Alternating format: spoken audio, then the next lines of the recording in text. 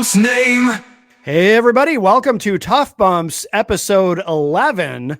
My name is Matt Connerton, and of course, joining me as always, all the way from the great state of Iowa, Eric Pilcher is here. Hello, Eric. Hello. Hello. How are you doing out there? How's the weather? Is it hot? Muggy and hot. Yeah, it's kind of muggy here too, actually, now that you mention it. I don't have a fan blowing in here because I'm afraid the mic will pick it up, but I've got a window open and hopefully that's enough. The perks of central air. Fortunately, I'm somewhat impervious to heat. But you know, because you and I are opposites that way. You prefer the cold, right? Oh, yes. It is 69 degrees in my apartment right now. Yeah, I like it hot. No. But you know, it's funny. I like I will admit, if I'm outside and it's 90 degrees, walking into an air-conditioned room is nice. It does feel nice. But if I've been in an air-conditioned room for an extended period of time, walking out into the heat also feels nice to me. Isn't that strange? Ugh. I'm a weird guy. Yeah, I can't do it. Nope. I'd like to move to the equator where it's hot all the time, but I don't think Jenny will go with me. So I got to stay here. I wouldn't. So for those streaming the show live, it is a Saturday, July 12, 2025. And we have, what is it? Oh, 3:14 p.m. in the Eastern time zone. Of course, obviously, most of you will listen to the podcast version of the show, but we do like the adventure of streaming live. The great thing about streaming live is things can go wrong. And I find that very exciting. That's what I like about live radio. I don't like it when things actually go wrong, but I like that little bit of edge that comes with knowing that things could go wrong. It's exciting to me. So I like to go wrong. I mean, I don't know. I'm kind of indifferent to it. I mean, because I've been on the end when things go wrong and it's not fun. No, it's like it's not fun. And yet the challenge of it can be exhilarating. So we are live. Of course, we also have the luxury of knowing that if something goes terribly wrong, we can always edit it. But yes, we're on the Facebook and the YouTube and I forget where else. Oh, I think this show we also stream to Twitch because there's a lot of gamers on Twitch, and there's also some wrestling people on Twitch. So I don't think they're on right now because they may not. All In is airing right now. Oh, it is All In Texas. That's right now. Yes. Is that on Max? No, it's still on. I believe Amazon pay-per-view. Okay. So this is a big weekend that we're in the midst of right now, right? Because All In is on right now. Tonight is Saturday night's main event. Yes. I know you're very excited for the Goldberg versus Gunther. Oh, yeah. I'm over the moon. I might blow my brains out. As we discussed last week. I think I remember saying to you last week, Eric, please don't blow your brains out. I know how excited you are. Over the moon. I mean, man. Yes. Boy. Yes. I'm happier than a pig in shit. I tell you what. Wow. Now I didn't grow up in Iowa, so I don't know much about this. I'm not a farm. Well, you didn't grow up in Iowa either, though, did you? Or did you? Yes, I did. Oh, you did. Yeah. Oh, that's right. You moved to Mason City, Iowa. Oh, right. You didn't move to the Northeast till later. No, I've never lived in the Northeast. I have dear family that's in the Northeast. I thought you lived here for a little bit. No, I wish. Oh, I've been confused about that this whole time. My God, I feel like I don't even know you. Who are you, Eric Pilcher? My God, you're like an enigma wrapped in a mystery. I am not the fake Sammy Hagar. No, we know who that is. That is Jose Martinez of Wappingers place or something. New York. We haven't heard from him. Maybe ICE did their diligence. Maybe. I hope so. There was a video. He did post a video recently, though. I guess he's very upset with Papa. His friend Papa has betrayed him. Yes. Lovers quarrel. Yes. Poor Papa. If you can't depend on Papa, who can you depend on? I mean, if you can't depend on people to do the work you need to be doing to promote your show. Right. I'll be, man. It's frustrating. You know what? Yeah, we need to start doing that. We need to start threatening people if they don't promote the show. Right.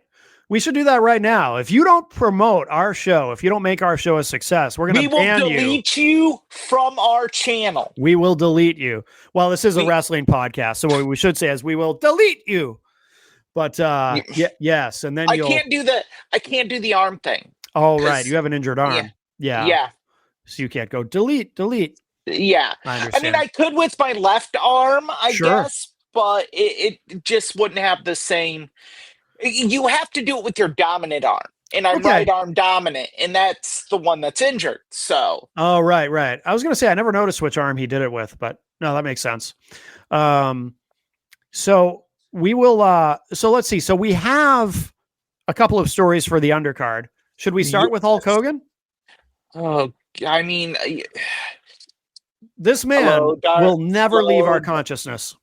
Hello, darkness, my old friend. Well, now, shouldn't we offer some prayers and well wishes for the Hulkster? He's been in and out of surgery, which means, and he's been in rough shape, which means he probably will not be able to attend the inaugural edition of, what is it, Hulk Hogan's Real American Freestyle? No, just Real American Freestyle. Real American Freestyle. No one else is attending, so. Right. Yeah. What are the tickets up to? 400 and change? 400 and change. 400 and a half-ish. Yes. No, they've sold 70 since our last update. Wow. That might have been from us talking about it. They might have gotten the tough bumps bump. Batten down the hatches, people. Mm-hmm. That's going to go on a t-shirt, as Conrad Thompson would say. Now, there is some news. So we had our little pre-show meeting, which is actually very brief. Yes. It's not hard to find. The thing about it is it's not hard to find things in the world of professional wrestling to talk about. So our little pre-show meeting is, hey, what do you want to talk about this week? It's pretty easy as far as the undercard. This is always stuff to choose from. But I had mentioned RAF, Real American Freestyle Wrestling, whatever the hell. And you had said, well, that might be beating a dead horse, but I shared something with you that you were not aware of, which it usually works the other way around. You're usually more dialed in than I am. But Hulk Hogan's wife, because there's been all these rumors about Hulk Hogan and his health. Stop. There are not rumors. There's Bubba the Love Sponge. Yes. Well, he started the rumor. That he's in a coma. He said he was in a coma. Yeah. He's not going to make it. I mean, look, if in 2025, there are people out there still listening to Bubba the Love Sponge and taking his word as empirical fact, you are an idiot. I'm sorry. Listening to this show is too highbrow for you. You need to stop. And really, remove the finger from your rectum and get it to the pulse of society. But please wash your hands first. Because I also would think that if you're watching Bubba the Love Sponge, hygiene probably isn't too high on your list. Well, your typical Bubba the Love Sponge listener probably, after removing their finger from their rectum, puts it up their nose. Because they like to know what's going on. I mean, you hear shit, might as well smell it too. Look, I mean, we talked about this last week about how rumors in this fast-paced podcasting world just become fact. Yes. Sometimes in a matter of minutes. Yes. But this is just ridiculous that we're at this stage. Basically, I read his wife's statement, and essentially, he'd been in and out of the hospital to support his recovery from major 4-level anterior cervical discectomy and fusion, which is an intense surgery with a long and layered healing process. So he had his neck fused, basically, right? Essentially, yes. But I guess the healing involves his spine, but his vocal cords, eating breathing tubes that are clamped over during surgery. So, I mean, now, if I may go down the rabbit hole briefly, this is not fact. This is theorizing. Yeah, I'm a little concerned with that because we were just talking about rectums, but go ahead. Not up, in. You know, Thank I you don't for want to get us. clarifying. I already feel I, better. I, Okay. I don't want to like go down that rabbit hole of us getting kicked off the internet. Right. Never mind. Right. Canceled. This is a PG-13 show. Yes. Yes.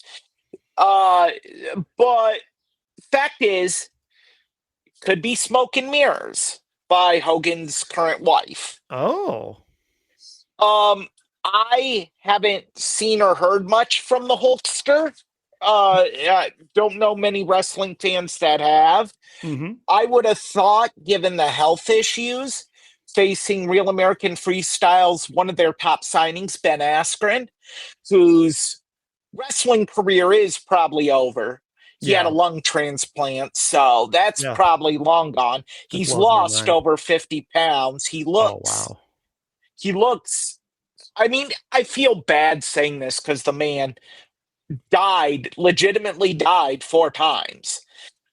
He looks emaciated, just rough. And so the fact that he's living is a miracle within itself. Yeah. So we shouldn't sit here and set this expectation that Ben Askren's going to be a part of this at any point. Right. Whether they survive or not.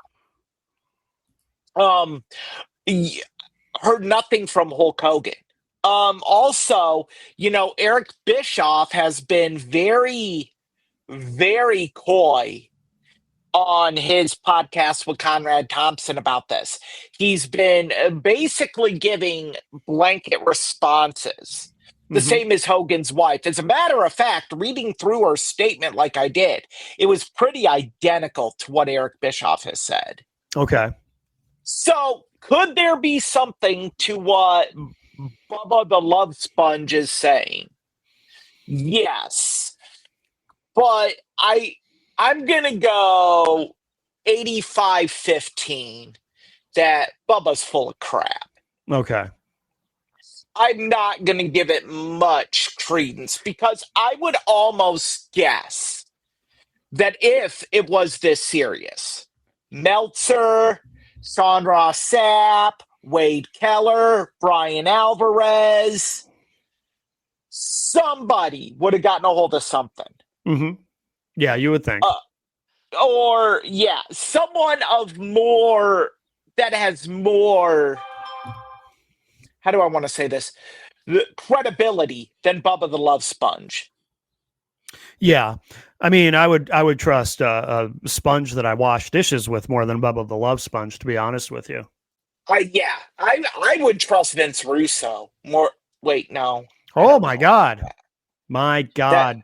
Wow. That might be my sad attempt at ultra hyperbole there. I don't know if I would trust Vince Russo. Mm-hmm. That's a tough one. I mean, if I was stuck in a room with both of them and they told me that the sky was blue, I might have to stand outside for 20 minutes to check. Mm-hmm. Yeah. So do you think, so you talked about smoke and mirrors. Do you think that possibly Hogan's wife is helping to set up an excuse for why Hogan isn't at the event? I think he's having legitimate health issues with this surgery because it is a major surgery. Okay, sure. And Hogan's had like umpteen back surgeries. Yeah, and he's got a lot of problems. In hip. But if he's not well enough to be there, will they then use that as the excuse for why tickets didn't sell? Because everyone knew about Hogan's issues. And so that's why tickets didn't sell. That would be very on brand for Hulk Hogan himself to do, right? Well, you know, brother, I wasn't there, brother. Well, he did blame Jimmy Hart for getting booed on Netflix. Did he really? No. Okay. You're okay. I was going to say that was. I know he did come up with some pretty lame excuses, but I didn't think that was one of them. No, his excuse was because of his support of President Donald Trump. Well, at one point, his excuse was that because he had been a heel in the very distant past, and apparently Los Angeles remembers him as a heel. And so they were holding on to that heel heat. He actually said that on Yeah, who did he say that to? Was it actually Ariel Helwani or was it he said that Pat on Ariel McAfee? Helwani. On Pat McAfee, he said it was because of his Donald Trump support. Oh, okay. Yeah. Um, which yeah, Undertaker actually had Donald Trump on his podcast and was adulated. Yeah, no one's ever going to boo the Undertaker, so it's it I wasn't. mean, who? Yeah, no. Pat McAfee did a skit the day Oh, I after. remember that was hilarious. Yeah, he They were they booing, they were saying Hulk Hogan. Hogan, and they were booing Jimmy Hart, brother. Oh yeah. Mm. Well, I mean, regardless of how we might feel about the Hulkster, I certainly, I don't wish him any pain or suffering. I hope he does recover. I'm torn on that. You I know. are you thinking about wishing him pain and suffering? It's okay to actually, because wishes don't translate into Like, anything. I think You can wish it and it won't happen. I'm gonna just say this. I'm gonna echo what the Undertaker said on his podcast. After the Netflix debacle, Yeah, people don't forget, that's right. That's right. and that's where I will leave it. Okay. People don't forget. Okay. Actually, yeah, it's kind of my show, so I'll elaborate. If you're a racist piece of shit, eventually that catches up with you. Hopefully. Um, Hopefully. I mean, no, it does. I mean, I firmly believe that. Well, it did Firmly believe that. caught up to him. Yeah. I mean, it's caught up to Kanye too, except Kanye's too stupid to realize it. So yeah, people don't forget, and and there's something to be said for doubling down on being a piece of garbage. To be fair, he did tell his colleagues in the wrestling business, "Hey, don't get caught saying bad stuff. You never Yeah. know when you might be recorded." So I mean, that's pretty contrite, And isn't that just further cements my issue. it? In a room that was like 30% African American, Yeah. I'm surprised he was able to walk out of that room. Yeah. Well, You think about the guys that were in there, Shelton Benjamin, or I know. Benjamin Shelton, as Hogan likes to call him, Booker Yeah. T, Mark Henry. Yeah. Like, how'd he walk out of that? Yeah. Like, his one takeaway from that whole thing was, someone was recording. I know. Yeah. He can't read the room, apparently. I can understand Booker T being a little bit forgiving.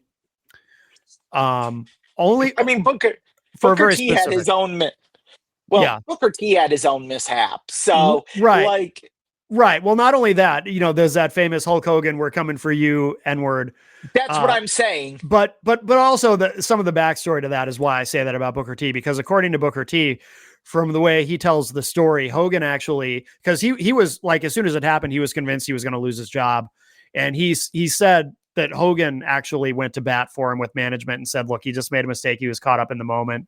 I'm not offended. Please don't fire him." So I can see where Booker T would be a little kinder to Hulk Hogan than maybe some others, because there might be a little bit of a sense of loyalty there. But I get it. nonetheless, I mean, there's a difference, and this podcast isn't the time or place to get into that difference.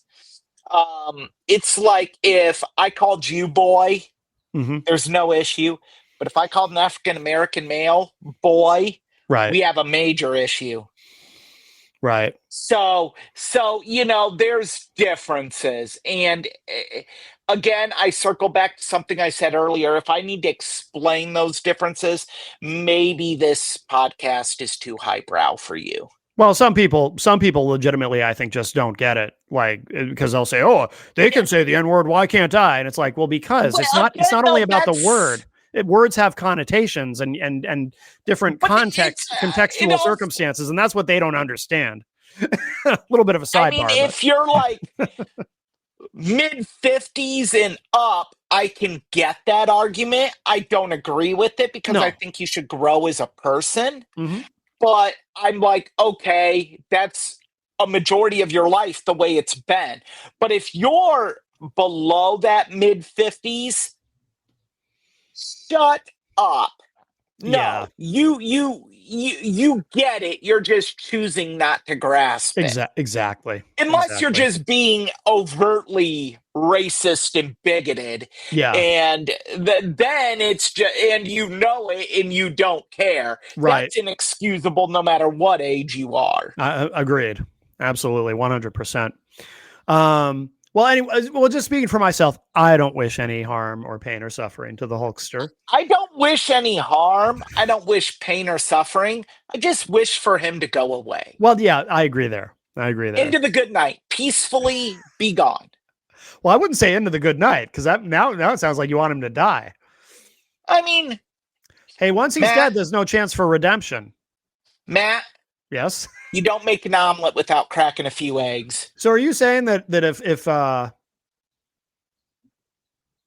because we know someone else who's close to that age who we've talked about, hope nothing happens. Well, anyway, it doesn't matter. Yeah, no, let's not go down that road. Yeah, yeah.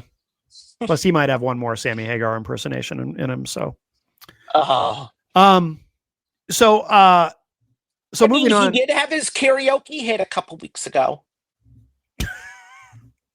I mean, #1 with the bullet.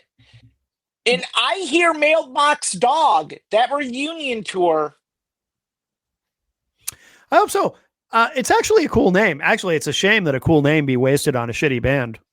Because I think Mailbox Dog is a cool name. where the music video was edited on Microsoft Movie Maker. Woman can't take no more. It does have, God help me for saying this, does have a catchy riff.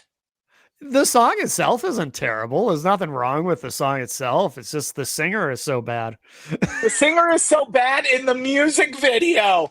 Oh my goodness. Yeah. The music video makes an Ed Wood film look like Citizen Kane. I know. Newer listeners don't know what we're talking about, so I apologize. But I wish we could still have the music video, but it has been deleted. Yeah, I haven't been able to find it in a long time. It seems to have been removed from YouTube. Gee, I wonder who did that one. You can still find the Matt Connerton Unleashed remix of the song itself. That's still on YouTube. That is. I'm shocked you don't have a platinum album for that yet. I know, right? I know. It was a masterpiece. My favorite remix. Well, should we also talk about Evolution? Is that also this weekend, by the way? Tomorrow. That's tomorrow. See, I've kind of lost track. There's so much wrestling this weekend. There is. NXT's going on right now. All in Texas is going on right now. It is a lot of wrestling. Yeah, because WWE has 3 shows in one weekend. 2 in the same day. Yeah, I mean that's wild. We never would have seen that pre TKO. At least I don't think we ever saw anything like that. No. I mean, the ticket sales actually just today posted by Ringside News. Ticket sales for all the shows, all the individual shows? For Evolution, because Evolution's ticket sales were awful. Yeah. The latest figures, only 331 tickets remain, which is a big jump from earlier estimates when only 4,800 seats have been filled. Oh, what building are they in? I don't even remember. They are in... It's been too much for my brain to keep it all straight in my head. The Atlanta State Farm Arena. Okay. That's where Evolution is? They have sold 1,517 more tickets since July 10th. I heard Meltzer say he thought there was going to be a lot of last minute sales on this show. I don't remember why he said that, but I think it was because him and Alvarez were talking about how this is unusual. Because the thing is, it's hard to judge, right? Like if they don't hit their goal, I mean, it's with so much in one weekend. How do you even?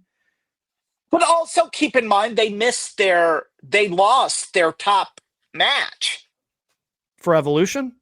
Yeah, What was it? gone. I don't remember. It was What was? supposed to be Liv Morgan versus Oh, Nikki Bella.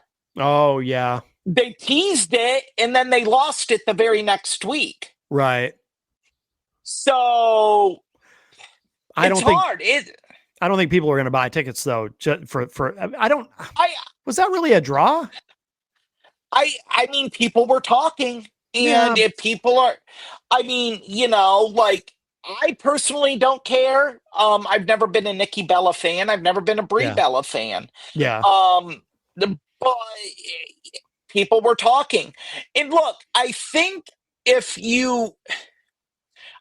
there's such a thing as wrestling overload, and I Sure. think TKO is realizing that with this weekend, everything they're doing. Um, I think also you have people that were,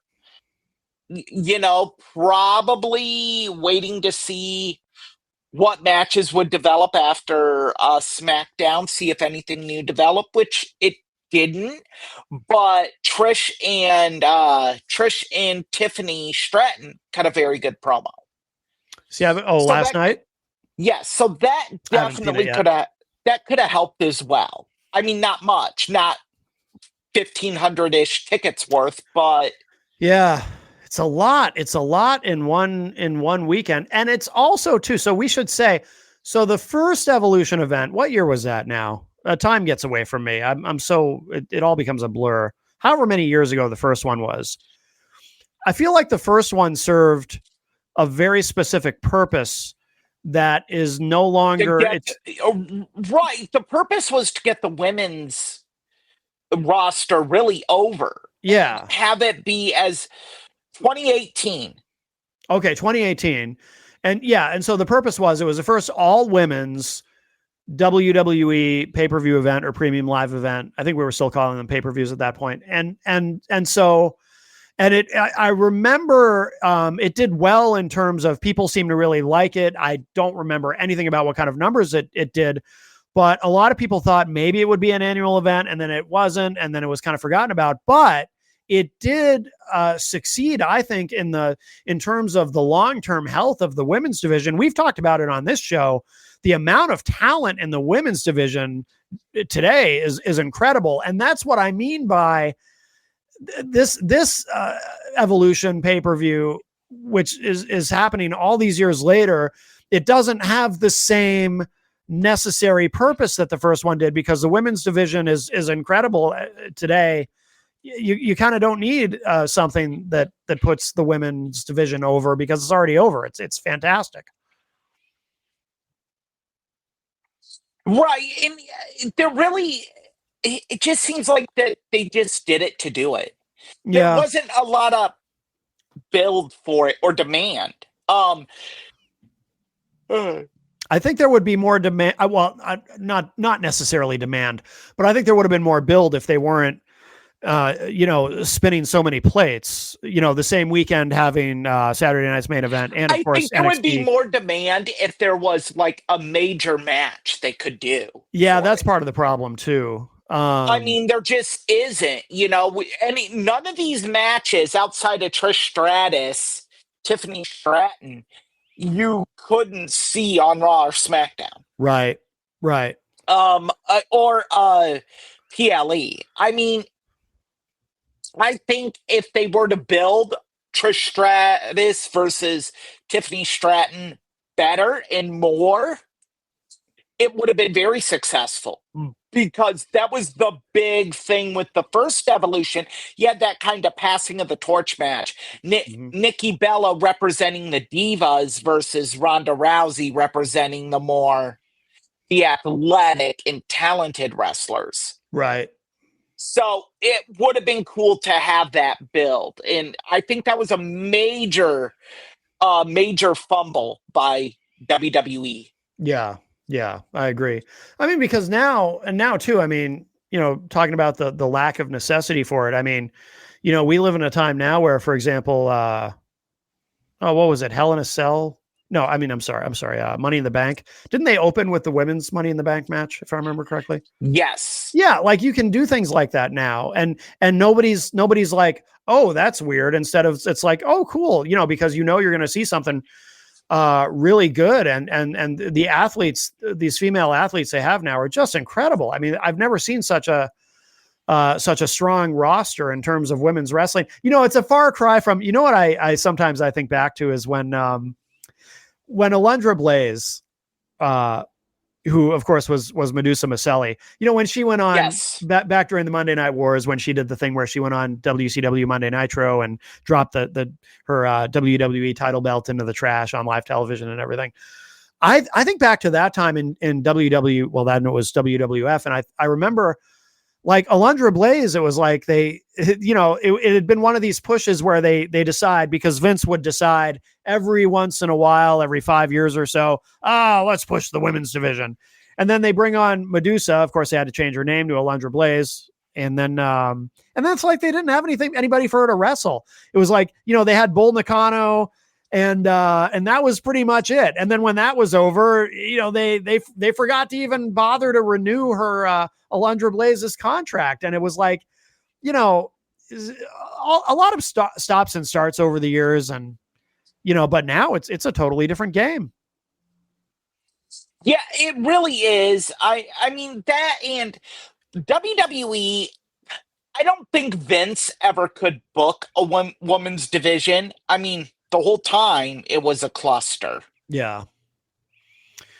Yeah. And I know you did reference recently, you had a somewhat of a fondness for the Attitude Era, when they weren't even calling them superstars, they were calling them divas, and the women's title was actually called the Divas title. And I didn't care for a lot of that.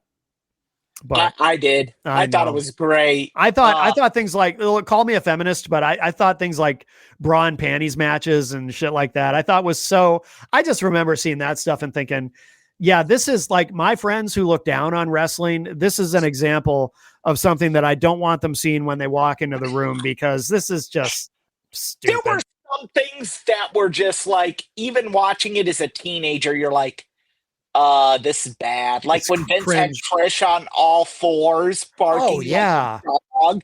Like, as hot as Trish is, you're just like, this is wrong. Yeah. The next day you heard kids at school saying that to girls, like, I'll make you bark like a dog on all fours. Yeah. That it was now acceptable. And I admit, I laughed. I was a teenager, but now you look back at it and you're like, ugh.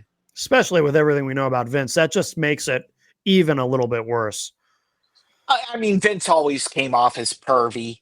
I mean, well, yeah, but what we've learned about Vince is beyond pervy. It's shocking. Allegedly, assuming it's true, which I'm pretty sure it is. Sounds like it is. I mean, it doesn't look good. No, it doesn't. So what is how many tickets are left for that, for Evolution? Did it say? What roughly 381. Oh, that's it. So it's almost sold out. Yep. Oh, that's great then. Okay, so actually, that's good. So it sounds like it'll sell out. Probably should have researched that a little bit more before we.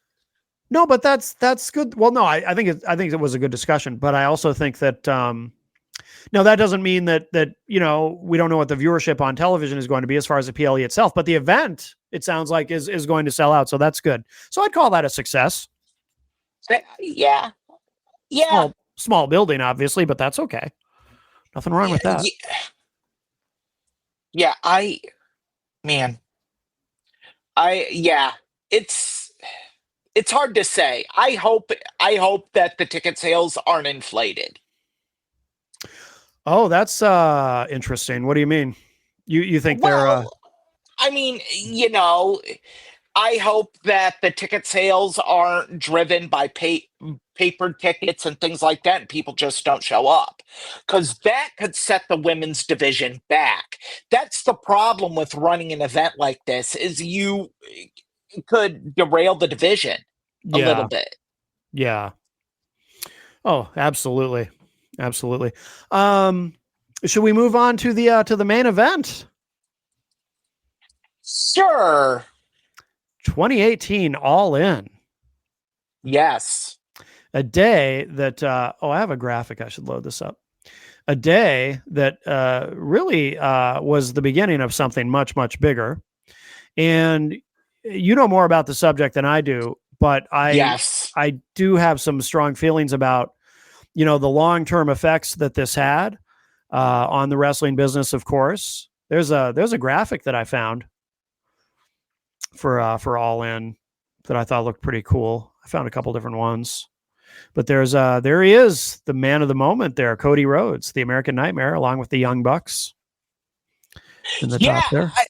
I mean, for me, All In was the moment. Like, because I had been going to indie wrestling shows for quite some time. Since 2003, I've been Yeah, going to indie shows. And the talk at those shows was, what if there was an indie wrestling super show yeah, that could take on WWE and Vince McMahon? yeah. And 2003 Ring of Honor was really starting to hit the ground running. Got derailed with the Rob Feinstein uh scandal involving pedophilia. um yeah, Rob Feinstein created Ring of Honor. Hmm. He's the owner of RF Video. RF Video, very popular amongst tape traders as the top tape trading, pro wrestling tape trading, mail in, website, whatever. But he's the one who did the ECW fan cams, where Yeah. you could get recordings of ECW house shows, which were very big if you lived in an area where ECW didn't air, Okay. because they would do monthly deals where you could buy a month of ECW TV and be caught up for the pay-per-view. Yeah. So it would help generate pay-per-view sales at the 0 hour. What happened was Rob was busted as a part of a Pennsylvania news channel's underage sex sting. Oh A boy. la think a la Catch a Predator. Oh, yeah. It Chris was Hansen. like that. Okay. And what happened because of it is TNA Wrestling pulled all of their top talent. Hmm. All their talent that were there were pulled immediately from Ring of Honor. Jerry Lynn, AJ Styles, Christopher Daniels. And Christopher Daniels was basically going to be given a title run, which would have paid off their top storyline, which was the prophecy disavowing the code of honor. And what would happen if Christopher Daniels was champion? We were about to find out. Hmm. But instead, Ring of Honor had to pivot Yeah. at that point. And it was a good thing they did, because then we got Samoa Joe's really long title reign. CM Punk became bigger main event player for Ring of Honor. Other guys really got to put their foot in the door as well. Homicide, Low Key, even though he was let go because he called Rob Feinstein a baby toucher in a scathing promo. He Basically, did. yeah, at ROH Reborn, Hmm. ending a promo when him and Homicide started the Rottweilers. Wow. Yeah, he said, we're going to take over a promotion run by a baby toucher. Oh, my goodness. Yeah. So what ended up happening, Rob Feinstein got unceremoniously removed. Basically, it was a hostile takeover with him and the other owners, Doug Gentry and Kerry Silkin, basically forced him out Yeah. and took his shares. And ROH was even pulled from RF Video. Oh, wow. Okay. So, yeah, it was huge, which really hurt Ring of Honor in the short term, because RF Video was able to record, edit, produce, and mail out all of Ring of Honor's events. Hmm. So they didn't have to put extra cost into that production. Yeah. Wow. So that was always the talk, is what happened if, IWA Mid-South, which was run by certified piece of shit Ian Rotten, um, IWA Mid-South, NWA, and Ring of Honor got together and just did a super show, like a 2-day event. Mhm. Because you had regional major events. Like in the Midwest, the big one was probably the Ted Petty Invitational. East Coast had the ECWA Super 8 tournament that launched stars. So you had all of these regional big shows. Well, But there was never this idea of them all coming together to make a national super show. Well, so in theory, at the time, if you're talking about that, then what you're really talking about is something that resembles sort of the pre-Vince territory system, right? Where you've got these multiple territories working together with one show. Right. And that was why All In was so cool, is because now you had that opportunity. Mhm. You had that ability. And, it was awesome. And I guess, and they were calling it All In because they were going all in. They were going all in and really taking a big risk here. And this is very big risk. They could have. Cody and the Young Bucks, Ring of Honor produced the event. Yeah, this is Cody pre Tony Khan. Bucks. We should just make that clear to everybody who is confused. This is before Tony Khan enters the picture. This is the original All In before AEW even existed. This is what led to AEW, really. Yeah. So yeah, it was just monumental. Yeah. What was also so interesting about it to me at the time was, so Cody Rhodes, after leaving, so he leaves WWE. He was tired of being Stardust. I can't remember. Fill this in for me because you have a better memory for these details than I do.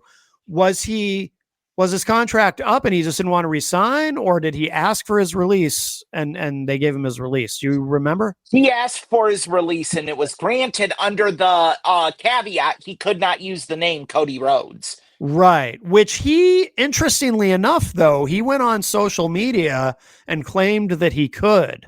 After, I don't know if you remember this detail. I thought it was strange at the time. After Dusty passed away, Cody posted, I think it was, I might have been Twitter. He said, "I own the name Rhodes. I was with him from the beginning to the end," or something like that, which everybody kind of knew wasn't legally technically true, but he was making that claim. But then, of course, once AEW started and he went there, he didn't use the name Rhodes, just like he did not on the independent circuit because he couldn't. He was just right. Cody. He was just Cody. But so he had left. He was tired of being Stardust. I actually thought, how did you feel about the Stardust character? I actually liked it. Drizzling shits. You didn't like it? I liked it, but they should have pivoted once it had run its course, and they didn't seem to want to. Drizzling shits. Cody wanted to pivot, but they didn't want to pivot. Why didn't? What was there anything specific about it? This was cartoony. It was comical. It was dumb. It just like even before Stardust, you could see Cody Rhodes had ability. Sure. It just was untapped. And we've said it so many times before, like Jim Ross says, sometimes you have to go learn a new hold. Yeah. I think Cody, when he went to the independents, betting on himself, he really, came into his own. Yeah. And I think that's very important for the audience to know. But did you object to Stardust in terms of, like, would you have preferred they do something more short term, or would you prefer that they had not done it at all? I didn't want them to do it at all. I thought it was dumb. I liked it. I thought it was cool. I popped for it at first. I did. I can't tell if the screen is frozen or you're just in shock. Never admit that again. I did. The first time he came out as Stardust, I thought it was cool. No. Don't. Let's move on. Yeah, I don't want you to bear your wrestling sins here. Like I've committed some sins in wrestling, Uh-huh. like major ones. Yeah. Like I've popped for some shit I shouldn't have popped for. Like Yeah. there was a time on Raw that they're like a major guy a major star is coming back. I thought it was Chris Jericho. The lights went out in the arena and I popped and it was The Miz. Yeah. I popped. I marked out for The Miz. Sure. So, Well, that's so by yeah, accident, though. yeah. But you willingly admitted. I did. I liked it. I did. Just don't. The cartwheel and everything. I liked the whole thing. I thought it was fun. The whole shebang. I did for The whole kit. The whole kit. The whole kit and caboodle. I did. I liked the whole thing. I thought it was cool. I like the weird things he would say that didn't make sense. I like the whole thing. I don't even know you anymore. I know, right? I'm sitting here and I'm like, I don't know Matt Connerton. Maybe that's not even my real name. Maybe my real name is Pat Monerton, for all you know. Maybe it is Matt Covington. Maybe it is, or Matt Connington, or yeah. But no, I liked it. But I do think it went on too long, and there should have been a pivot. There should have been an angle where he says, I've had enough of this, or something. They could have done something, but instead they just let it go on. And he talked about it when he first left WWE. He talked about, he went on podcasts and talked about how like he had all these ideas, and he would go into a room to talk to one of the writers, and they would say, they would brush him off. They would say, oh, I don't know. I'm too busy to talk to you about what we're going to do with your character. And he even told a story. You've probably heard him tell it. He walked into a room to talk to one of the writers, and the writer was pretending to be busy typing something on his laptop, and Cody could actually see from where he was standing that the computer wasn't even on. And it was like they were just brushing him off, giving him the Miriam Banish is in the chat room and says Matt Calmington. Yes, that's what some of my hypnotherapy clients call me, Matt Calmington. Well, you're not Calmington when you sit here and say, "Oh, I popped for Stardust." Maybe I was hypnotized by Stardust. I'm pretty sure he had that ability. You were hypnotized by shit. Apparently. Well, that's fine. Drizzling shit. But shit everywhere. But he wanted to pivot, and they wouldn't work with him. Yes, I would want to pivot. I would want to pivot too if I was served a turd sandwich. Right. Like I would pivot from a turd sandwich to cold ramen. What are we? No, of course he wanted to pivot.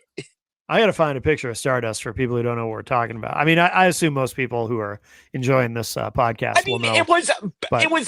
It was maybe a smidge better than dashing Cody Rhodes. Now, see, I liked that too because I just thought it was kind of funny. Well, everyone, it's been a fun ride, but you didn't like dashing Cody Rhodes? No.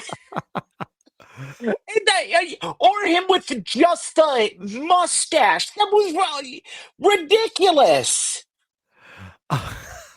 See, I thought those were funny because he seemed to have an ability to play those characters. But that's the thing though. They should have.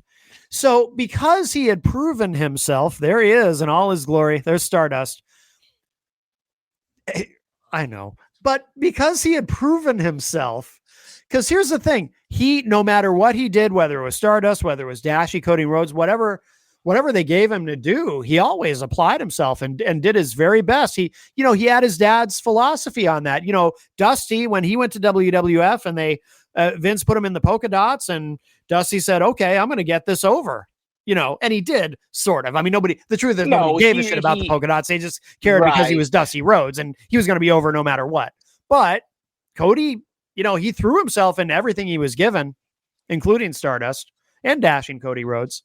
But that should have proven to them that he could do whatever. So if he wants to pivot, then maybe you listen to him and you pivot, and they didn't want to work with him. Right. And I mean, I give Cody credit that he worked hard at it, and you could tell he Oh yeah. worked hard at it. It just was not. I got rid of him for you. Yeah, thank you. But like eventually hard work just doesn't pay off if this is what you're given. Yeah. Yeah. Yeah, I mean, I'm sorry. That's it. Brass tacks. So Cody leaves. So he asks for his release. He leaves WWE. He did something I thought was very interesting that I'd never seen anyone do before. He made the list. He made a list. This was before Chris Jericho's list, right? He made a Yes. list of people he wanted to face on the independent scene. I mean, and he made it did public. I mean, he went on a major barnstorming Yep. indie tour. Yeah. Like he hit every major promotion. And then once his name got big, New Japan jumped on the Cody bandwagon. Then Ring of Honor came calling. And no, Ring of Honor was first, then New Japan. Yeah. And that's when it was okay, we got this hot group. Well, they were big, but they were about to become nuclear. The Bullet Club? The Bullet Club. Yep. And when Cody mixing with the Bullet Club, just one of those things that happened at the right time. Yep. You can't predict it. You can't do anything, but once it happens, ride that lightning bolt. And the New Japan did. To internet pay-per-view, and things just took off. Hot Topic t-shirt deals. I remember, if you sat there and said Monday Night Raw sucks, SmackDown sucks, but there was never any challenge to be better. Right. Then the Bullet Club hit, and it's like, that's it. Because there was always Ring of Honor, there was always New Japan, there was always the Indies, but there wasn't this trust, there wasn't this pressure on Vince. Yeah. The wrestling business there has to be competitive forces within the business, or otherwise everybody gets complacent and a little bit lazy. It just happens. And I think a lot of this was wrestling fans wanted something new. And they got it with the Bullet Club. And they got it with Cody Rhodes. They got it with Kenny Omega, Matt and Nick Jackson, the Villain Marty Scurll, Hangman Adam Page. Adam Cole was a member of the Bullet Club until he was unceremoniously kicked out.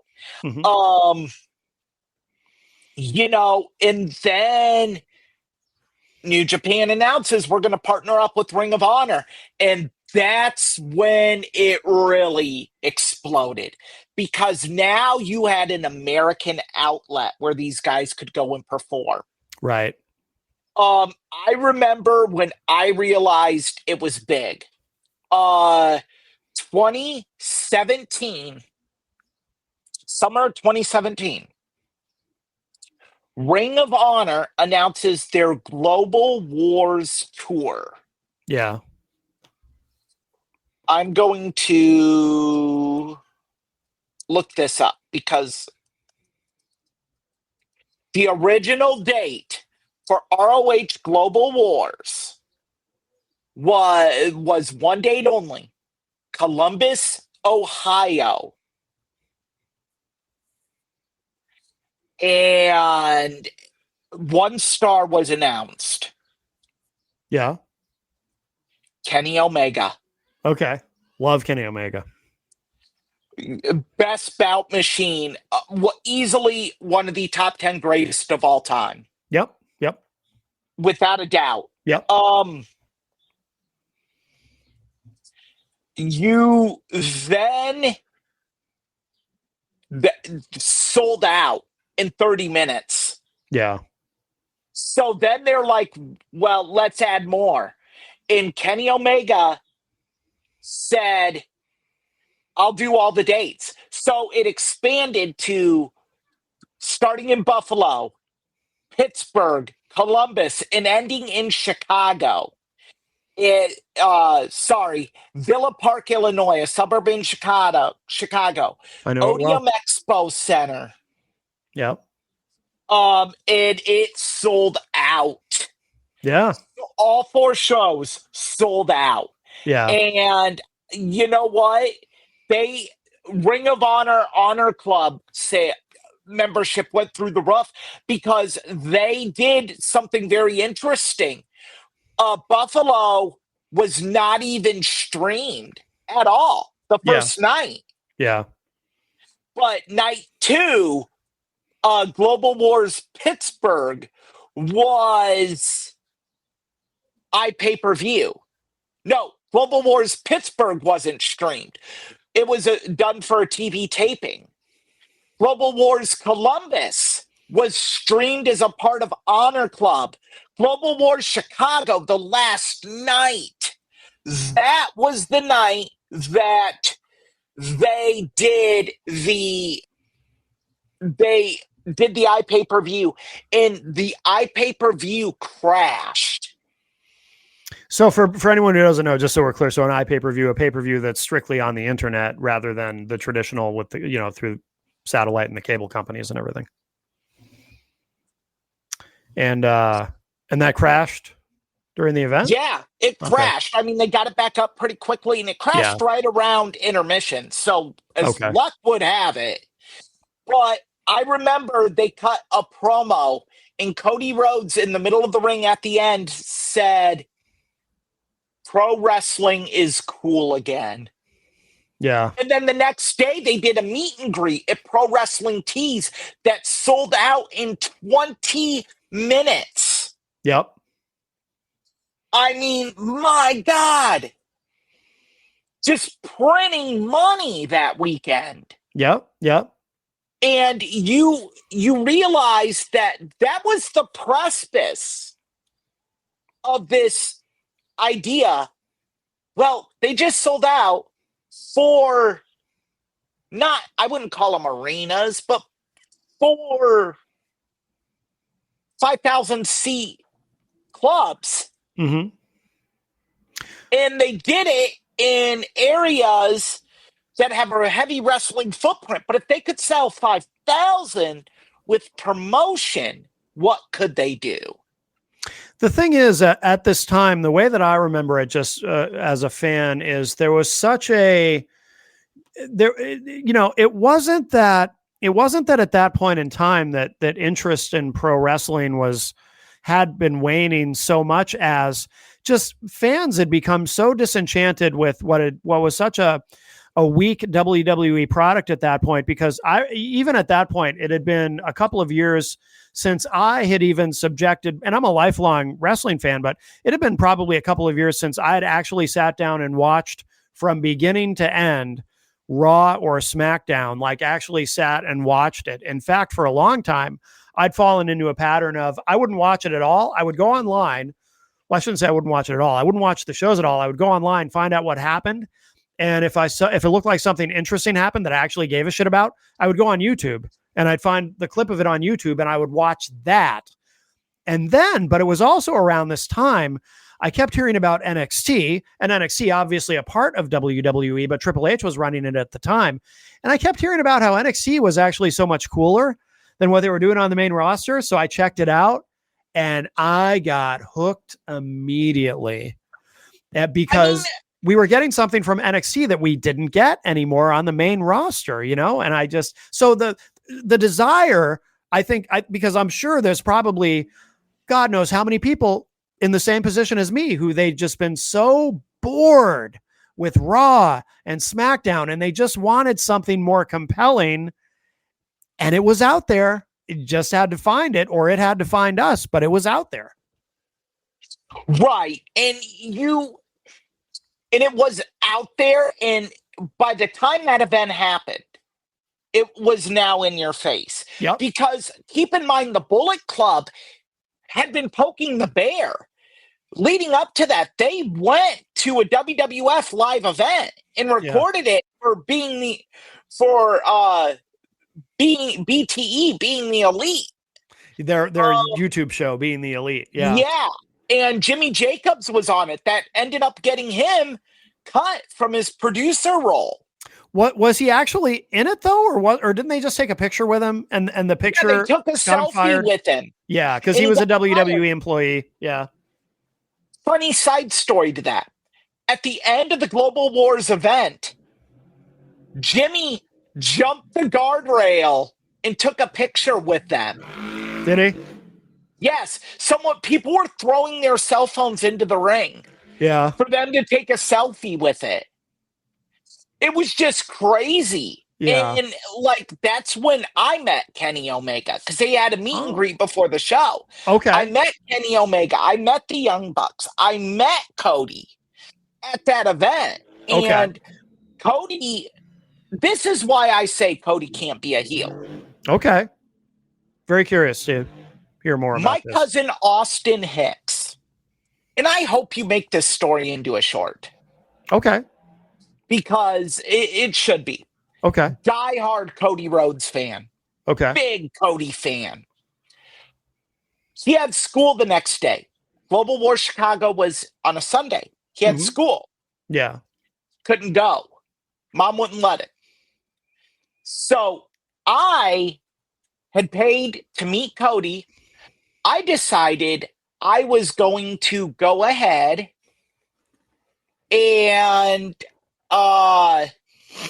call Austin and let him talk to Cody Oh, okay.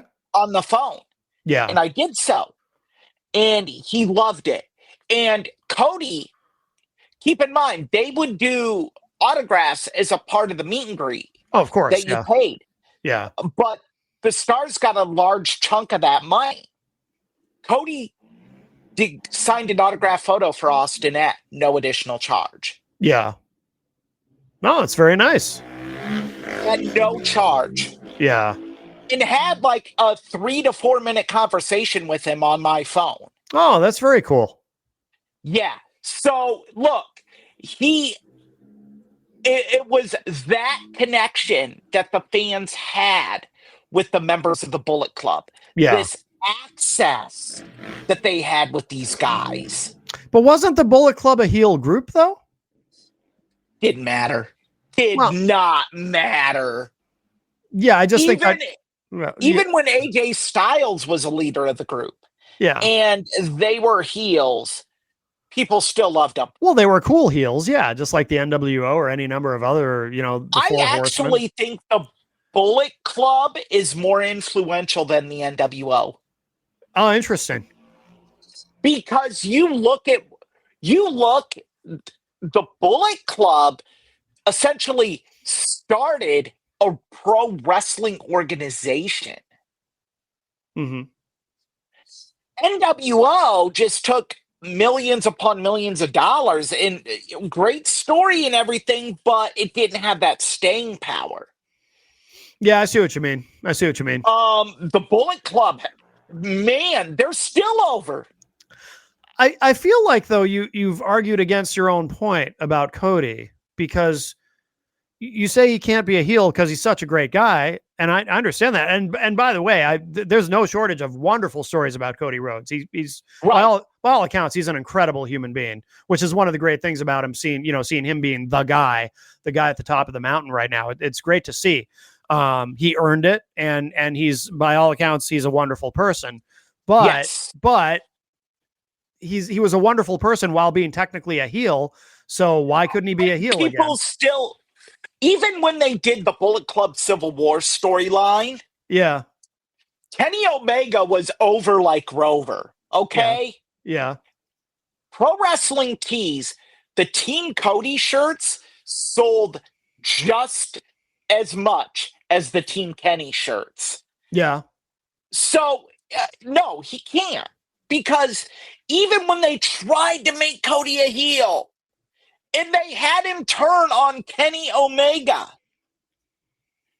had him turn and try to take away Kenny's creation, the Bullet Club, from him, Kenny is the reason why it became this multi-million-dollar empire and all this other story. And Cody's this evil man trying to take it away from Kenny, take away his best friends, take away everything. And all Kenny has is his IWGP Heavyweight Championship and Kota Ibushi. Still loved Cody. Sure, but that doesn't mean he So can't be a if heel. you can't have him turn on someone like Kenny Omega and get him booed, I don't think anything will. This guy could go and butcher puppies, and fans would find a way to say the puppies had it coming. Sure. I don't think you can do it. I mean, John Cena's a wonderful human being. He holds the record for Make-A-Wish. But so what? He's still a great heel. Still hated Cena. Yeah, like, that is a valid point. That is a valid point. There was always this undercurrent of that's true. He should be a heel. That's valid. There hasn't been that with Cody. There hasn't been they should make Cody a heel. Oh, I disagree. Not at the level that John Cena had it. In AEW, the fans were turning. They were getting pretty sick of good guy Cody, and they wanted him to, and Cody wouldn't do it, but they wanted him to turn. They started booing him. They wanted him to turn. Let me ask you something. AEW fans, they still cheer for Jon Moxley, right? As their world champion. I don't watch AEW enough to know, but I assume that's true. Yeah. Yeah, there you go. That shows their intelligence level. Let's move on. Okay. I'm feeling kind of salty today. Don't you want, I mean, after a while, don't you want to see a new dimension to a character? Because he has heel characteristics anyway. Like, he does have heel characteristics, but if you're going to do that, you're going to do it, you better make damn sure it's gonna work. Sure. Because let's look at it like this. What if Hogan's heel turn didn't work? Yeah. WCW's done. I don't know about that, but they. Oh yeah, they are. because you've deep sixed your whole story. Well, yeah, they'd have to do a pivot that they probably wouldn't have been able to pull off. You're right. No way. That's fair. Yeah. It was fair. All the eggs were in the basket, and that's what you'd be doing with Cody. You can do it with John Cena now because eventually the fans are going to come back around, and it's already started because they know that we're nearing the end of the road of this legendary career. Yeah, he's going to turn face at the end, and that'll be it. Yeah, but there isn't. I don't think there's a reason to even try it with Cody. Oh, I'm not saying they should, by the way. I'm not saying, just to be clear, there's no reason to do it right now.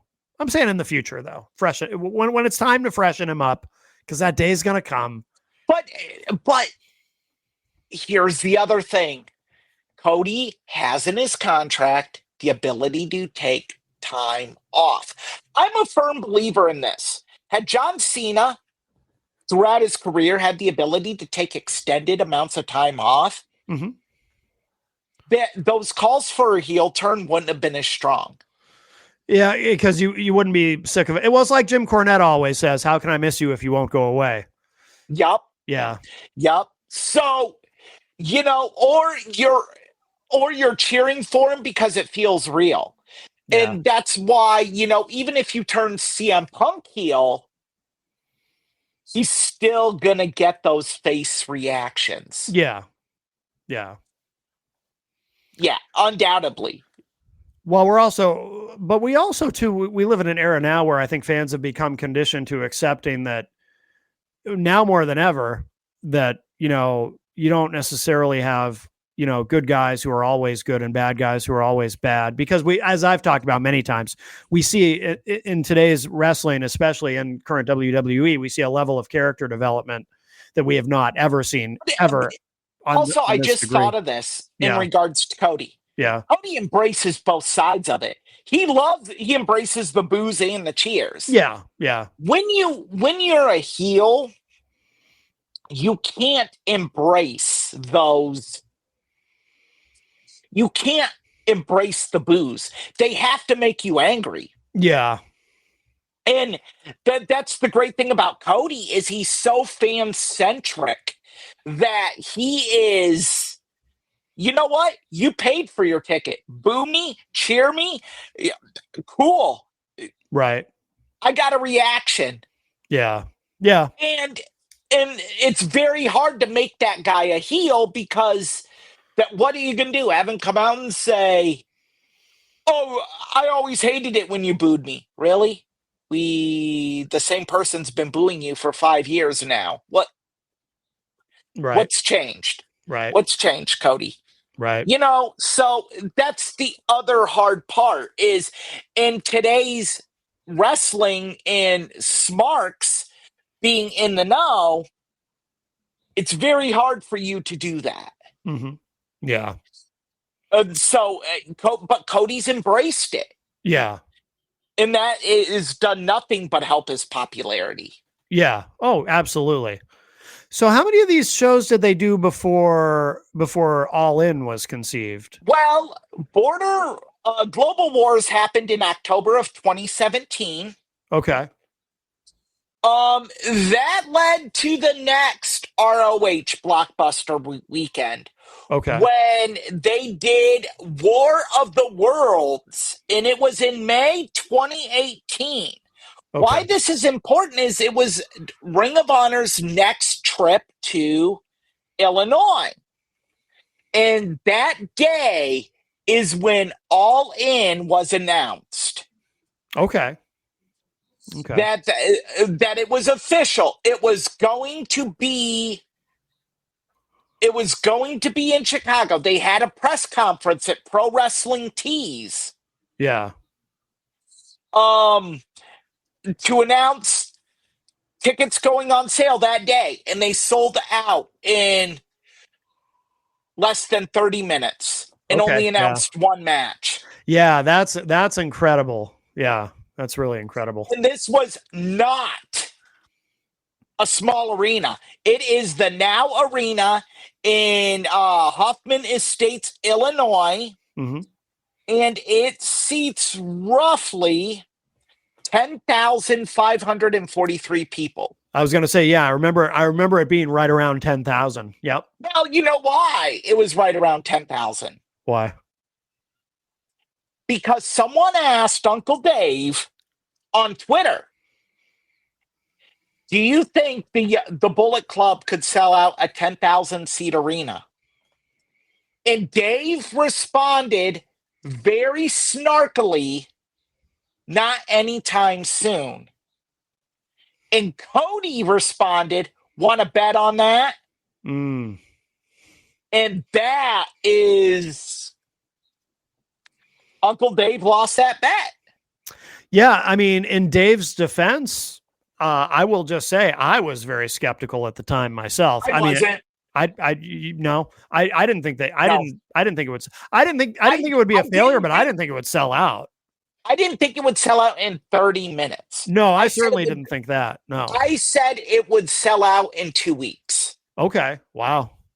I said because being in these live crowds, seeing the reaction these guys were getting, seeing Hot Topic sell out of the shirts and the merchandise and Pro Wrestling Tees becoming a multi-million-dollar empire. Yeah. All because of the Bullet Club. It's like, yeah. I remember being in line for the Ring of Honor meet and greet at War of the Worlds, Illinois that night, and people trying to get tickets, and no one could. Yeah. Were you there? Were you at All In? I did not get tickets. Okay. I entered contests. I tried. I even had tickets to StarCast. Oh, did you? Yeah. Yeah. But I didn't end up going because I was like, because scalper prices were insane. Oh, yeah. No doubt. No doubt. So then, yeah. So now there's some details that I'm not clear on. So they do this event. So who was in charge for the event? It was basically Cody, the Young Bucks, Kenny Omega. Adam Page? Is that who was in charge of running this whole thing? Not Adam Page. It was Because promoted by Cody and the Young Bucks. okay, and And they all and Ring of Honor handled the backstage, handled the video production of it. okay, That's where the issue of ownership comes into play. okay, Because Yeah. Ring of Honor owns the rights to the original All In. yeah, Again, a misstep by Cody and the Bucks. I mean, not really the Bucks because they're members of AEW. So Ring of Honor is owned by AEW. right. So no biggie. But for Cody, it is. Well, what do you mean? Because do you think so do you think that they shouldn't have allowed? Do you think they didn't do their due diligence? They did. I think they were over a barrel. Okay. I think in this is me spitballing here. Yeah. I think in the big to do of getting arena, getting talent, but getting everything, there was oh shit, how are we going to air this? Yeah. Yeah. And Ring of Honor comes up and says, hey, we'll produce it.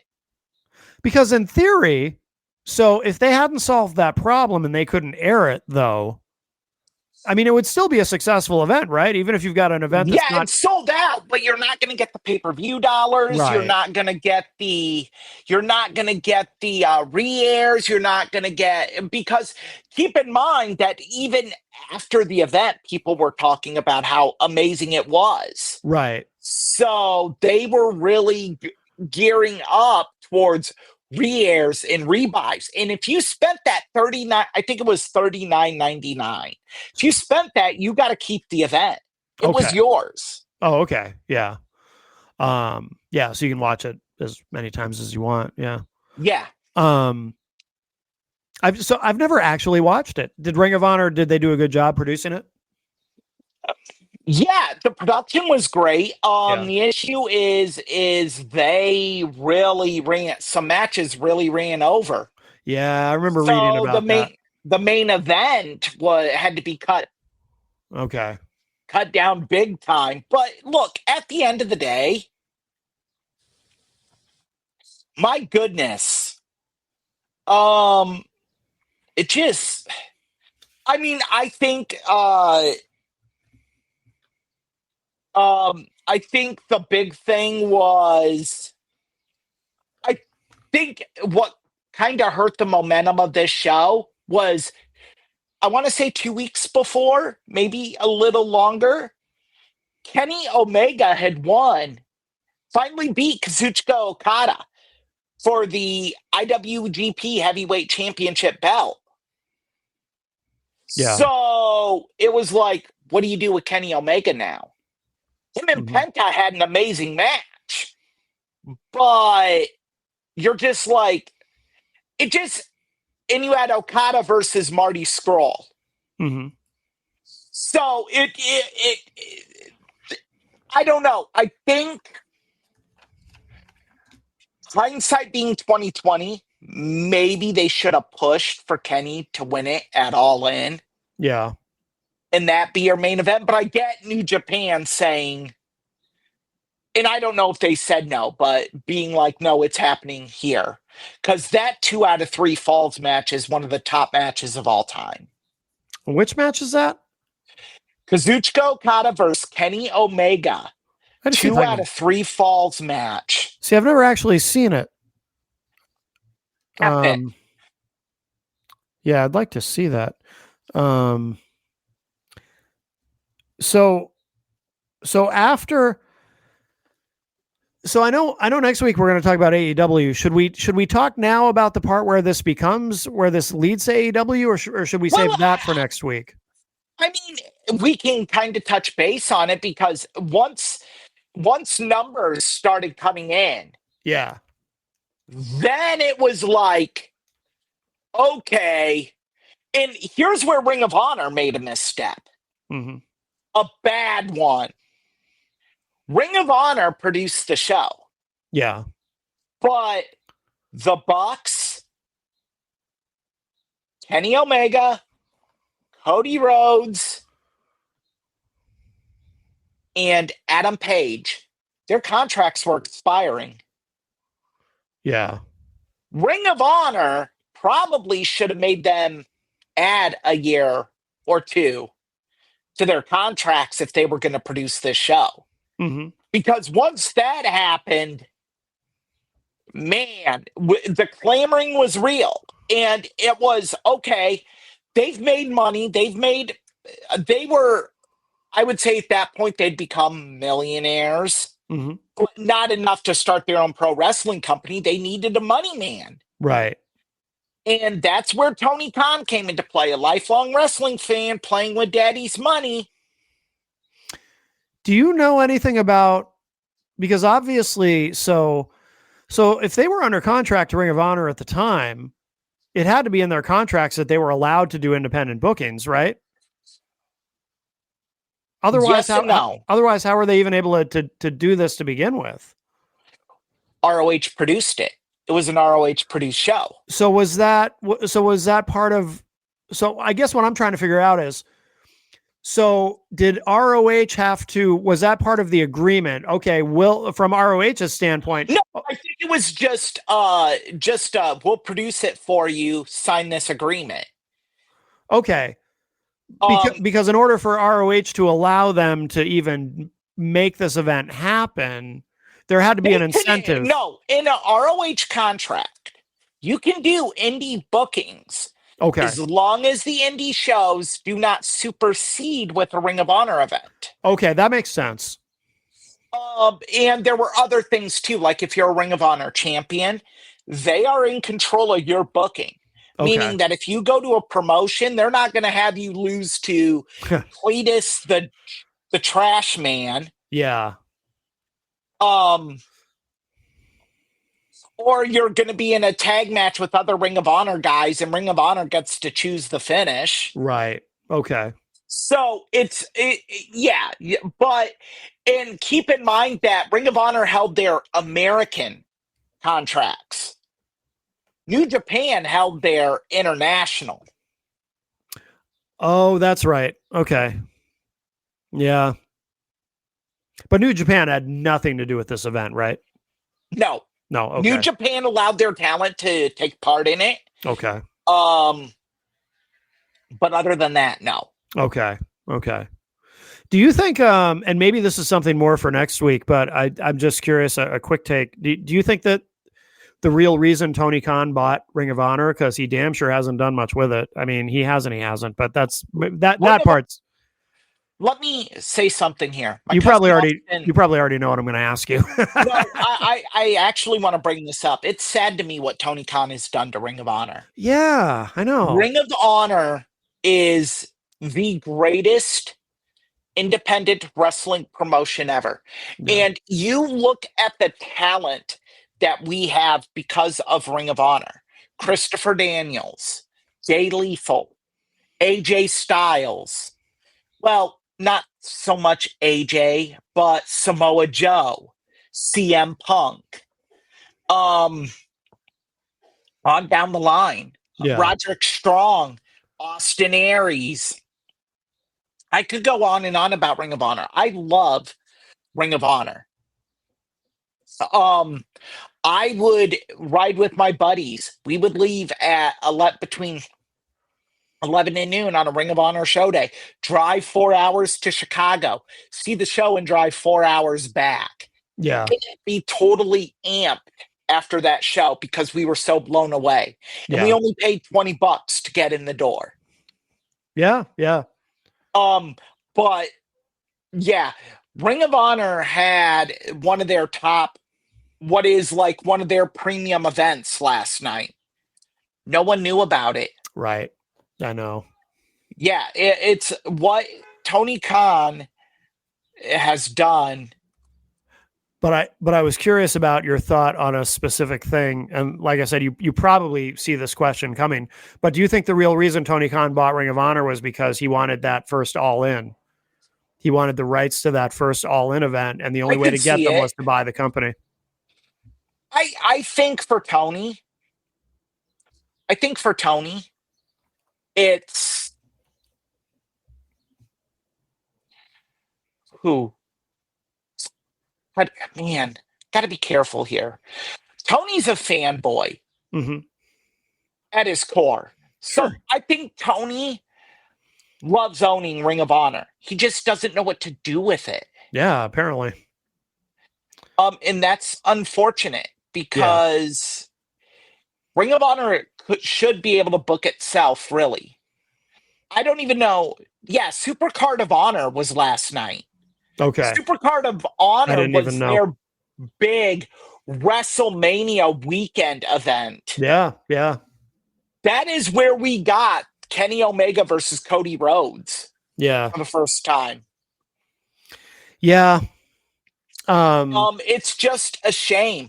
I remember Final Battle, knowing every Black Friday day after Black Friday, it was Final Battle, Ring of Honor's last event of the year, and you knew something big was going to happen.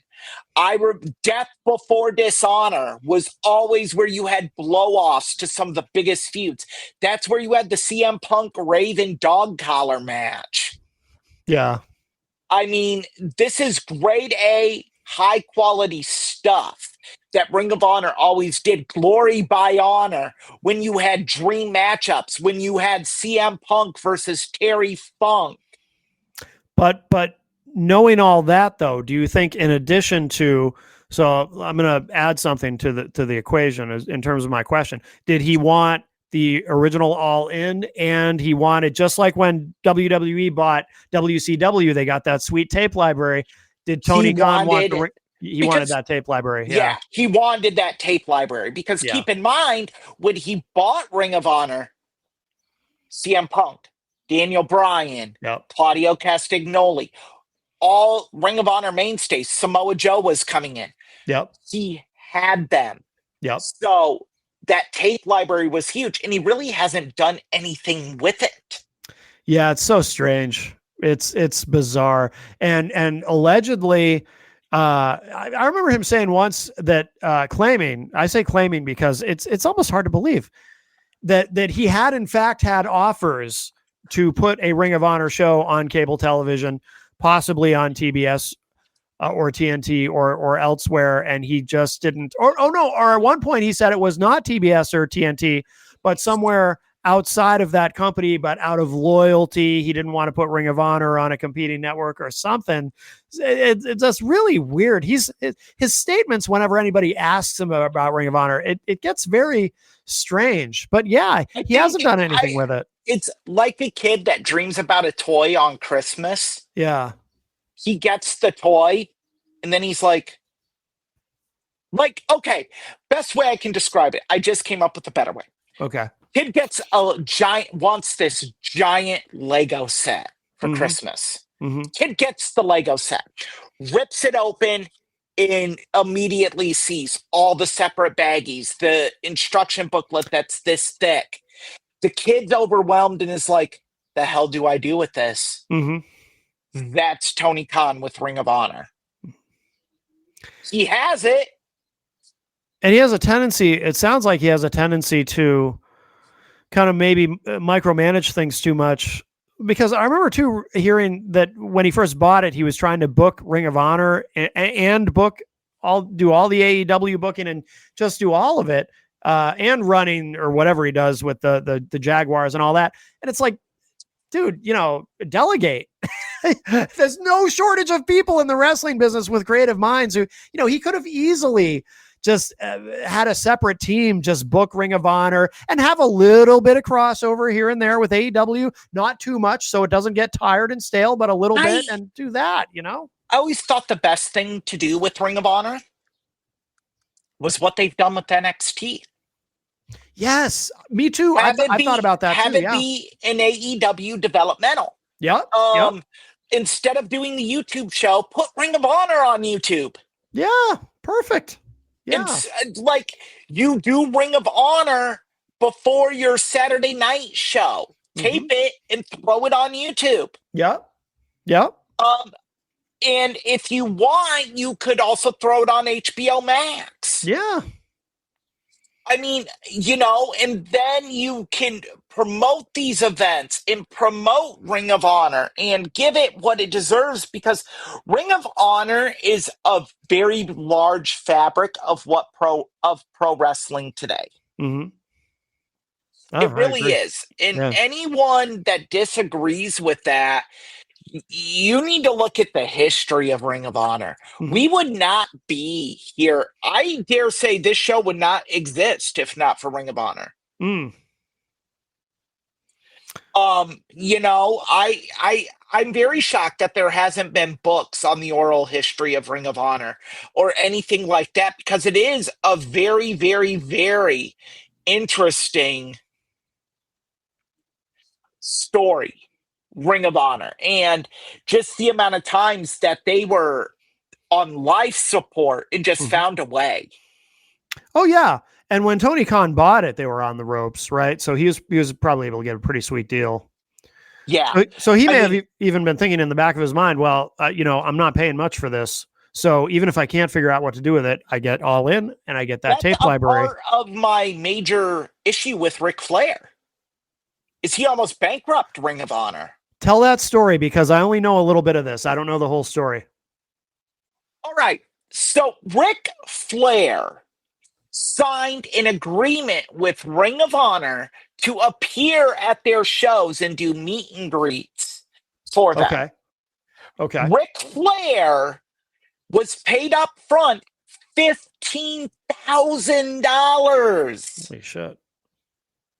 He only did 2 of the shows and no showed the rest. Okay. If he appears, that money makes itself back. Right. But he didn't. And when he did appear at the show I met him at in Chicago,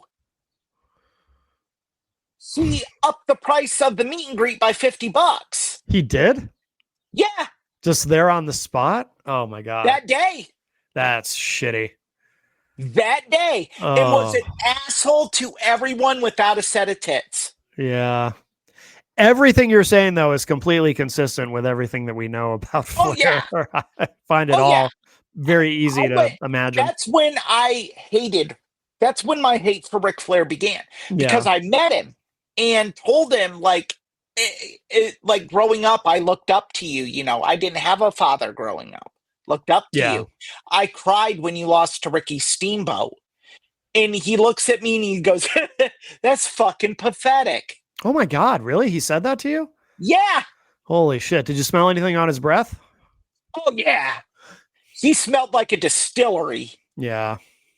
I mean, he was hitting on women. Didn't matter if they were with a guy or not.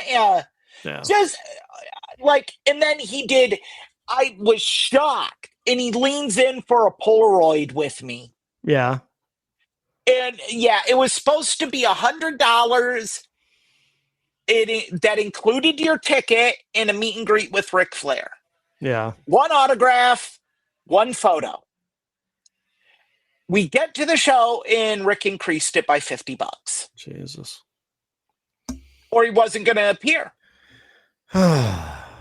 Wow. That's bad. So how did he almost bankrupt? So he that's $15,000 for an independent wrestling promotion. That's in indie wrestling. If you're going to spend any amount of money on a major star, you need to make double that back. So if you spend $15,000 on handful of appearances, those appearances, you need to make $30,000 off of it, or it's a financial loss. Yeah. They lost over $10,000. Jesus. On him no showing. For an indie promotion? Yeah, that's brutal. That's a kick in the ball sack. Yeah. Yeah. Especially when your TV deal is on HD Net. Mm-hmm. They were not on Sinclair yet. Oh, okay. This was pre-Sinclair. Okay. Yeah. That and some other bad business decisions is what led to the Sinclair deal and Sinclair being able to get it. Oh, okay. And then, so how did this get resolved, or It did it? still hasn't been. Okay. Kerry Silkin still will, if there's a convention and Ric Flair's there, Kerry Silkin will go to the convention Yeah. and be like, "Where's my, you owe me 10 grand?" Yeah. But has Silkin ever tried to sue him? No, and because it's not Kerry's debt anymore. Okay. Because Gotcha. when Sinclair bought Ring of Honor, they Yeah. bought Ring of Honor's debts. So Okay. it would be on Sinclair And they're not going to to bother. sue him. And now Tony Khan. And now, and Tony Khan certainly isn't. No, Tony isn't going. Yeah. Tony ain't going to. No. But yeah, but that was Kerry Silkin's money. Kerry personally put up that 15 grand. Yeah. Now, what has Flair said about this? Or has he said anything about it publicly? I'm sure he's been asked. Oh yeah. Miscommunication. That was in advance, and the first 2 appearances didn't make the money he thought it would, so he could violate the deal. Oh, because that's how it works. Boy. Yeah. In music terms, Matt, if a record doesn't sell, the band can just opt out of the deal. Right. Same with the record company, which they can under mitigating circumstances. But yeah, band can walk. Wow. Yeah. He no-showed. The infamous one was Toronto. No-showed the event. Yeah.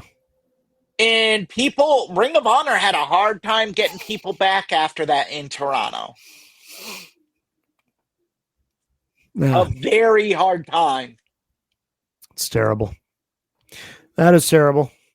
Yeah. So meeting him and then hearing, there's just been a lot about Ric Flair.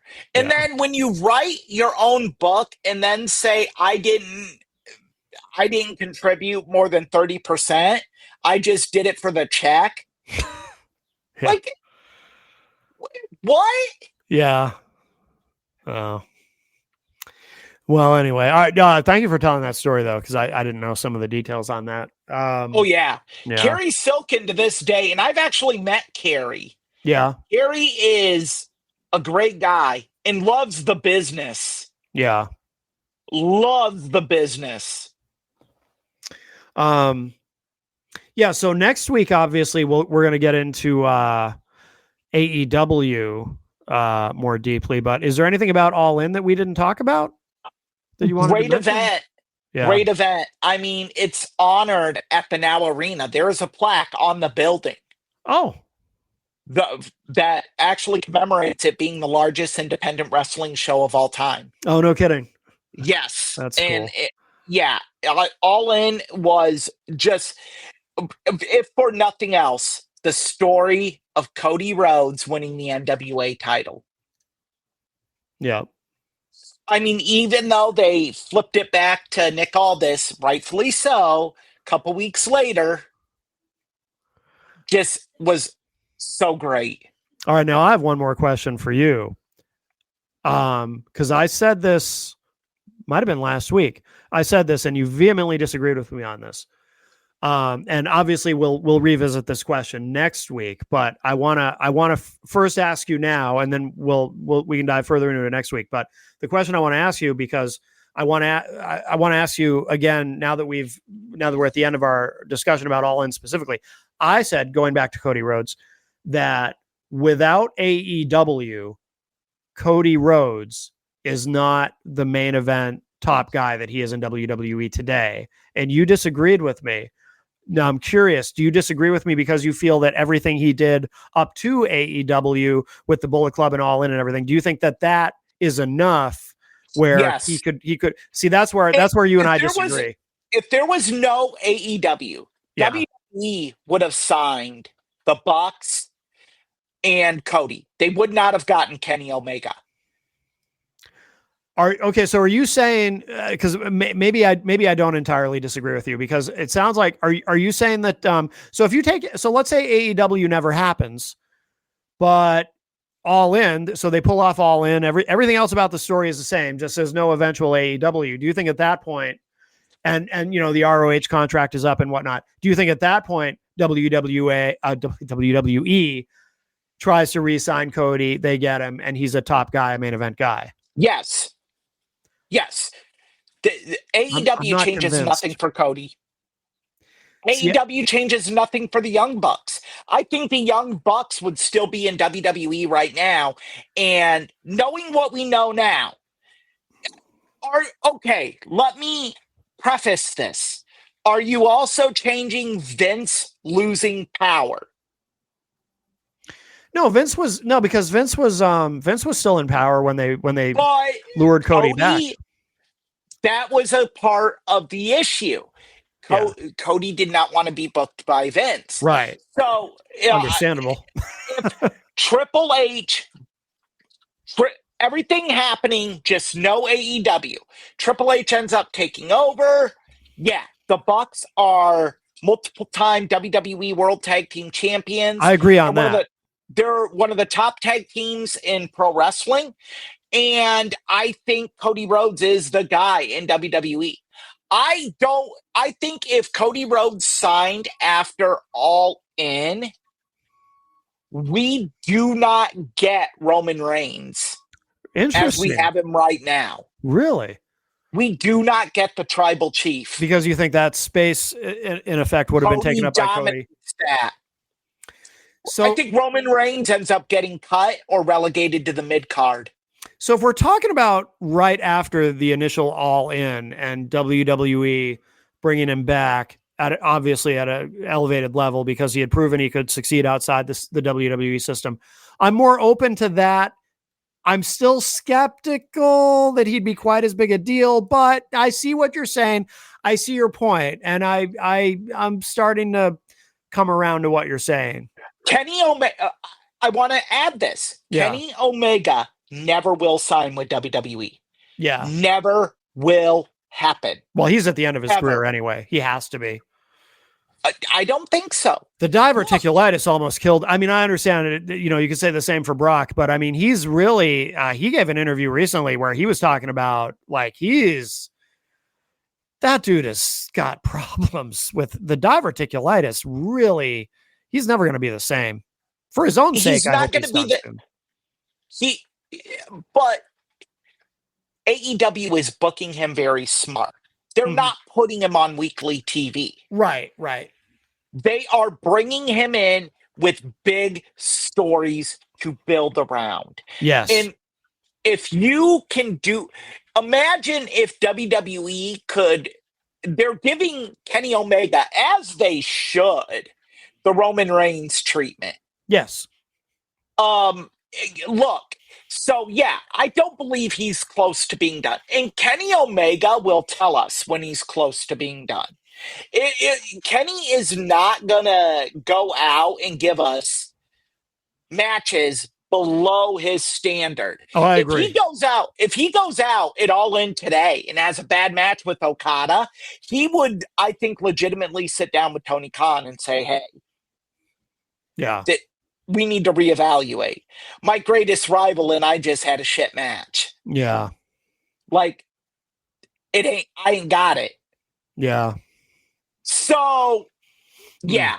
Kenny wouldn't have signed. Adam Page, I don't think Adam Page would have signed. No. I'm a bit iffier on that.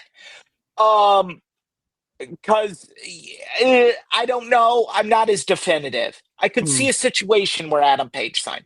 Marty Scurll, no. I mean, Marty would have been cut because of the Me Too allegations. So Marty, no. Yeah. I don't see if AEW doesn't happen, Cody and the Bucks go to WWE over like Rover.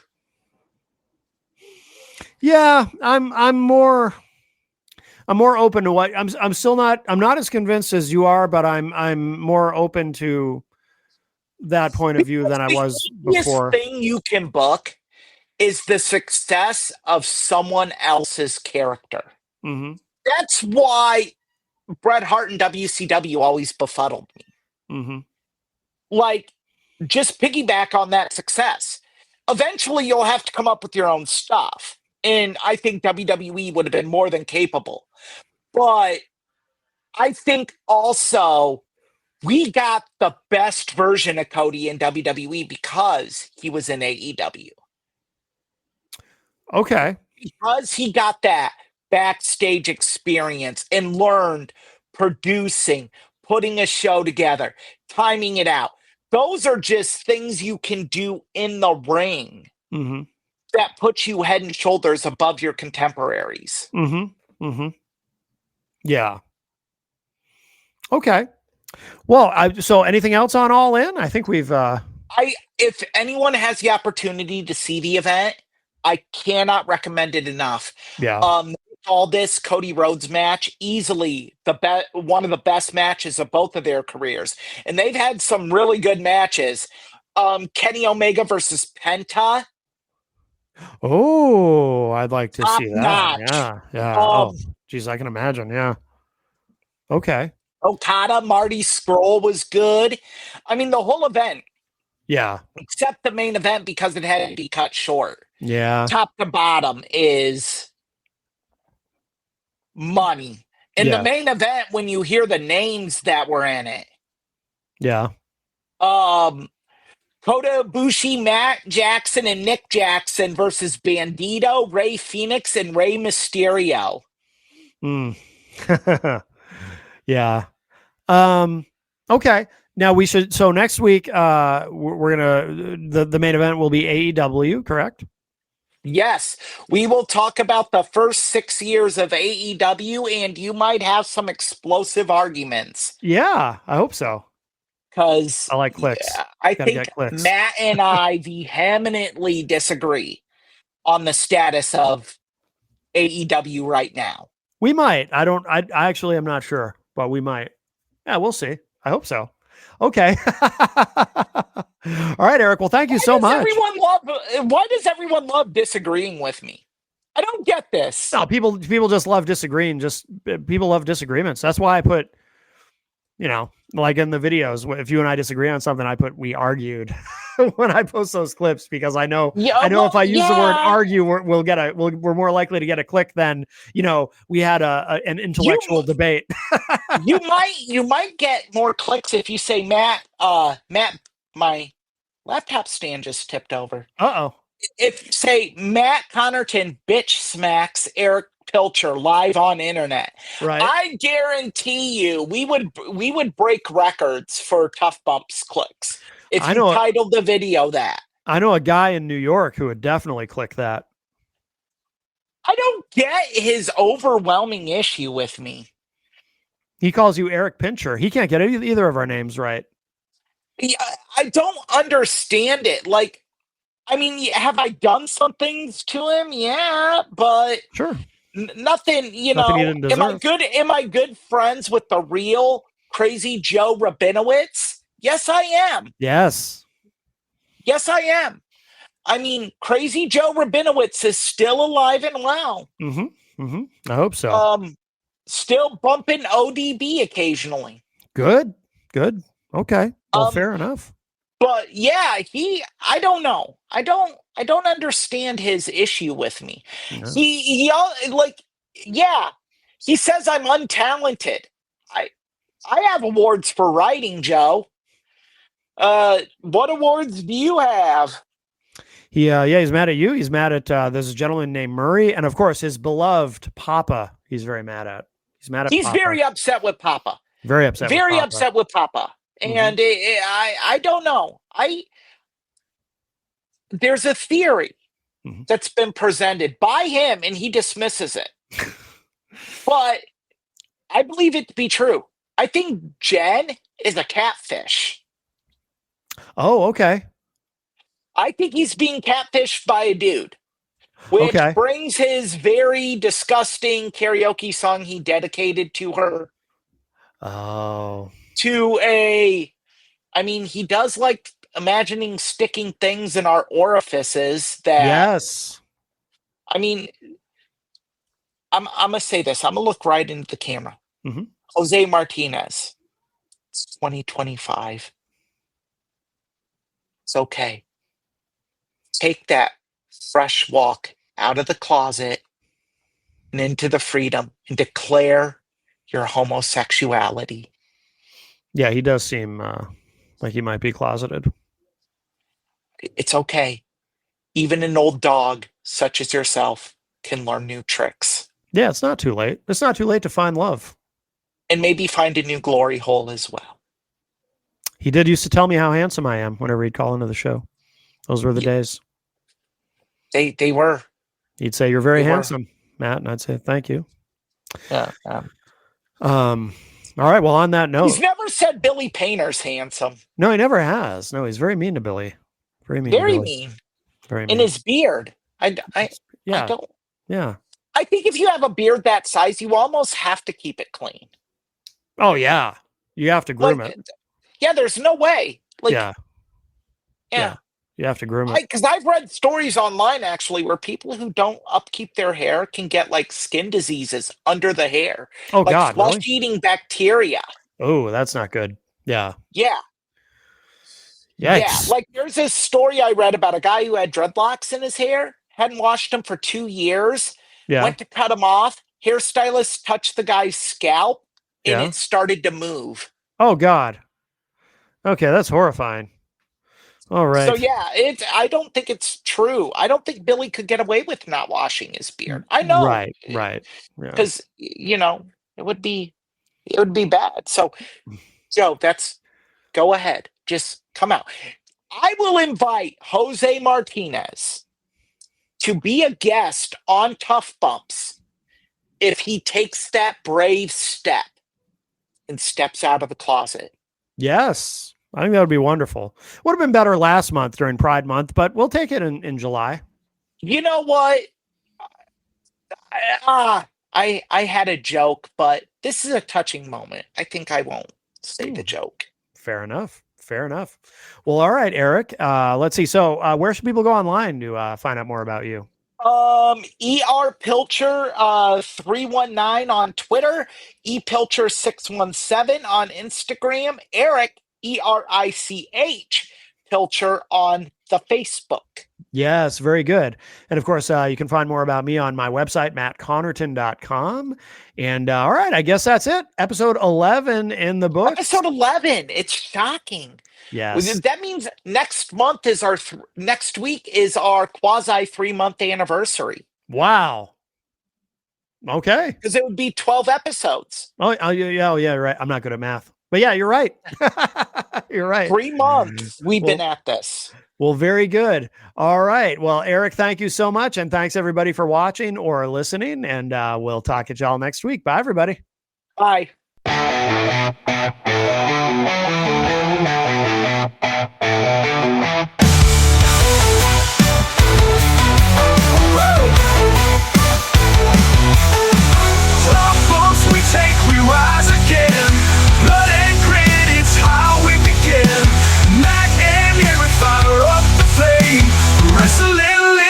Tough Bumps name.